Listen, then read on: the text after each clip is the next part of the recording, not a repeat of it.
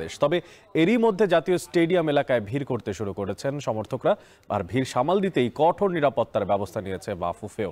এসব নিয়ে বিস্তারিত জানাতে জাতীয় স্টেডিয়াম থেকে যুক্ত হচ্ছেন সহকর্মী ওয়াসিউল হক পান্থ। পান্থ, ঠিক ম্যাচের 5 ঘন্টা আগে অর্থাৎ 2টা থেকেই তো দর্শকদেরকে মাঠে প্রবেশ করার সুযোগ দেওয়ার কথা ছিল, তো তারা ঢুকতে পারছেন কিনা, পাশাপাশি ব্যবস্থাপনা কেমন দেখছেন সার্বিক সেখানে? অনেক আজকে কিন্তু দুপুর 2টোয় গতকাল জানিয়ে দেওয়া হয়েছিল বাফুফের বরাত দিয়ে যে দুপুর 2টোয় কিন্তু গেট খোলা হবে দর্শকদের জন্য, কিন্তু সেখানে কিন্তু প্রায় 45 মিনিট দেরিতে দর্শকরা সুযোগ পান মাঠে প্রবেশের। যদিও ইতোমধ্যেই প্রায় 80% দর্শক কিন্তু মাঠে প্রবেশ করেছেন এবং নিরাপত্তা ব্যবস্থার কথা যেটি বললেন, আজকে কিন্তু বাড়তি নিরাপত্তা ব্যবস্থাপনা করা হয়েছে গত যে ম্যাচ সেই ম্যাচ থেকে শিক্ষা নিয়ে। কারণ গত ম্যাচে যে পরিমাণ নিরাপত্তারক্ষী ছিল তার চেয়ে অনেক বেশি পরিমাণ নিরাপত্তারক্ষী কিন্তু আজকে মাঠে মোতায়েন করা হয়েছে এবং পুলিশ, র্যাব, আনসার সবগুলো বাহিনীর নিরাপত্তারক্ষীরাই কিন্তু আছেন। এবং এই ম্যাচ দেখতে যে দর্শকদের মধ্যে উন্মাদনা, দেশের বিভিন্ন প্রান্ত থেকে কিন্তু তারা এসেছেন এবং সকালে আমরা দেখেছি যে হামজা চৌধুরীর গ্রামের বাড়ি থেকে কিন্তু এক ঝাঁক মানুষ এসেছেন হামজা চৌধুরীর খেলা দেখবেন বলে। এছাড়াও এই মুহূর্তে আমরা অনেক কূটনৈতিক ব্যক্তিবর্গ থেকে শুরু করে রাজনীতিবিদ, দেশের বিভিন্ন স্তরের মানুষকে আমরা দেখতে পেয়েছি যে তারা ইতিমধ্যেই নিজেদের আসন গ্রহণ করেছেন। এবং এই মুহূর্তে কিন্তু জাতীয় স্টেডিয়াম এলাকায় বৃষ্টি হচ্ছে, হুট করে আসা বৃষ্টি। এটি কিছুটা যে তাপাদাহ ছিল সেখানে কিন্তু যে দর্শকরা এসেছেন এবং তারা অনেকক্ষণ অপেক্ষা করেছেন গেটের বাইরে, তাদের জন্য বেশ স্বস্তিকর বলতেই হয়। এবং আমরা কিছু সময় পূর্বে দেখেছি যে বাংলাদেশ নারী দলের ফুটবলার সহ বাফুফে একাডেমির যে খুদে ফুটবলাররা রয়েছেন তারা সকলেই কিন্তু প্রবেশ করেছেন আজকে ম্যাচ উপভোগ করার জন্য।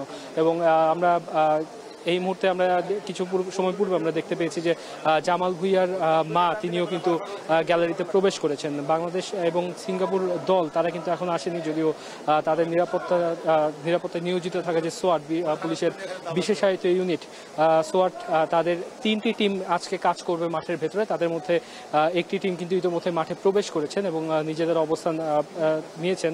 এবং একই সাথে যে বম ডিসপোজাল ইউনিট আছে সেই বম ডিসপোজাল ইউনিটের সদস্যরাও কিন্তু সক্রিয় ভূমিকা করেছেন এবং তারাও নিজেদের অবস্থান নিয়েছেন।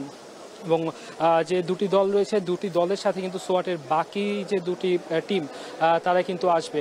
এছাড়াও স্টেডিয়াম এলাকায় পর্যাপ্ত পরিমাণ পুলিশ মোতায়েন করা হয়েছে। এবং আজকে কিন্তু আমরা যা দেখেছি যে টিকিট নিয়ে খুব বেশি ঝক্কি পোহাতে হয়নি, কারণ আজকের যে নতুন নিয়ম ছিল যে প্রথমে টিকিট স্ক্যান করবার পরে প্রত্যেক দর্শককে হাতে কিন্তু একটি রিস্ট ব্যান্ড পরিয়ে দেওয়া হয়েছে, যেন স্টেডিয়াম প্রাঙ্গণে যখন প্রবেশ করবে দর্শকরা তাদেরকে যেন চিনতে সুবিধা হয় যে তারা টিকিট করেই মাঠে স্টেডিয়াম প্রাঙ্গণে ঢুকেছেন।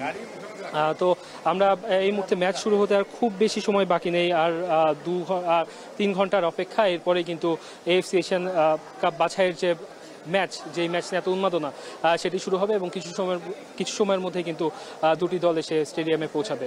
তো এই মুহূর্তে জাতীয় স্টেডিয়াম থেকে এই ছিল আমার কাছে সবশেষ। অনেক জাতীয় স্টেডিয়ামের বাইরে ভিড় করছেন সমর্থকেরা বাংলাদেশ সিঙ্গাপুর ম্যাচ দেখার জন্য, সে বিষয়ে সবশেষ খোঁজখবর রাখছিলেন সহকর্মী ওয়াসিউল হক পান্থ।